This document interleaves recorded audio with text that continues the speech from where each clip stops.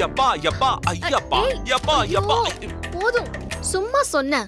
நீயே மொத்தமா பாடியே எல்லாருக்கும் சொல்லிட போற. மறந்துடாதீங்க பாஸ், இன்னும் நம்ம வீட்ல சொல்லல.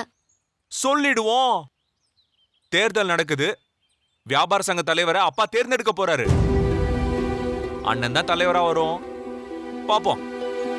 எல்லாம் முடியட்டும். நான் மெதுவா அப்பா கிட்ட சொல்லிக்கிறேன்.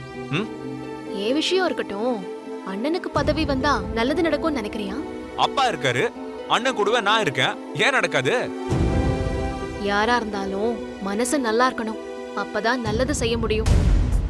ஆமா, நீ ஏன் தேர்தல்ல ஓட்டு போட கூட போகல? வெளியே எதுக்கு நிக்கிற? நான் என்ன வியாபாரியா? என் அப்பாவுக்கு தேரோட்டி கண்ண.